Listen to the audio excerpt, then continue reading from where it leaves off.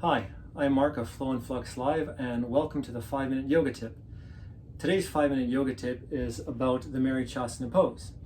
Marichyasana is a very interesting pose where it's designed to stretch the back line of the body, so that means from the top of my shoulders all the way down to probably about my knee in this particular instance, with one bent leg in this position. Now essentially, Marichyasana is a squat. So if you could squat, that's what Marichyasana would look like, only on one leg. If squatting is too difficult, it's okay if you're sitting on a block. Even for Marichyasana, it's okay to sit on a block. But a lot of people tend to lose this pose when they come into Marichyasana. So this is actually a healthy place to start here in a squat. And I'm just going to straighten one leg. So this right leg has stayed in the squat position. Now it's normal for the toes to splay out a bit, but that's a collapse. So I would encourage you to curl the toes in as much as possible so the outer line of the foot is in line with the outer hip. A lot of people, when they're in this pose, really think it's about binding. So they're like, trying to get the bind, and they're just yanking their shoulder. Now there's a few problems with that. First off, if you're gonna fold forward, you need to have space between your foot and your thigh in order for your body to move forward. A lot of people take Marichyasana like this, and then they wonder why they're struggling to bind and come forward. Well, they've set themselves up for failure to do that. But if you bring your foot out to the side and line up your foot with the outside of your hip, now there is room here for my torso to fold forward. So let's take a look from the side now.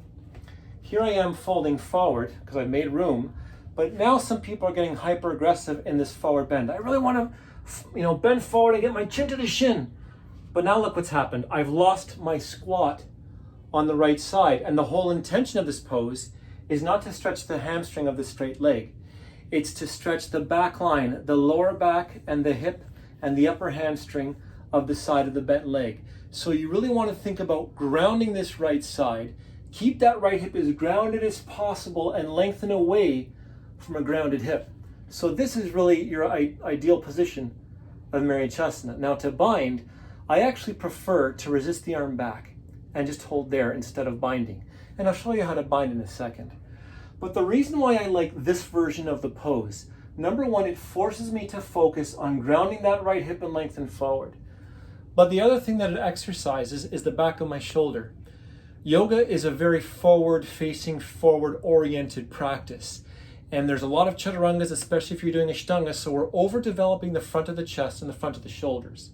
Over time, the shoulder is going to come forward into the socket because these muscles here in the front have been overdeveloped, but these ones here in the back have been underdeveloped. So this now becomes an opportunity to strengthen the back side of my shoulder as I resist my knee back and I lengthen my chest forward and I keep my hips grounded. So that's why I like this. It's to exercise a muscle that's very rarely used in a yoga practice. But if, let's say, you really want to bind, it's overrated, but here you go. You can only bind if your shoulder is coming past your knee.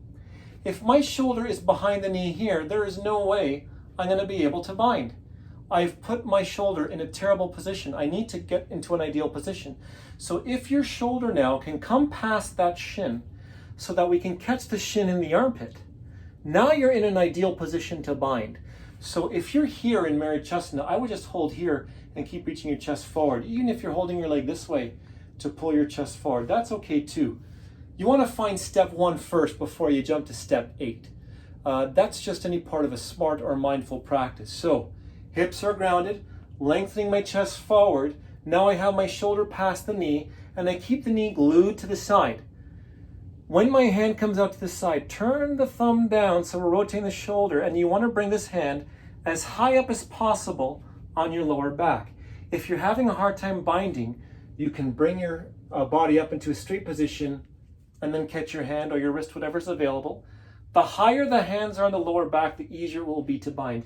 And then you lengthen forward. So again, you're not dropping because we don't want this to happen. We want to keep that hip down. Now lengthen away from grounded hips. So the work here is about the right leg, the Marichyasana leg, and not about the left leg.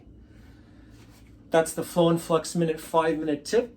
I hope that helps and informs your practice. If you have any other questions about this pose or another pose, please feel free to send me an email and I'll be happy to address it in a subsequent tip. Bye for now.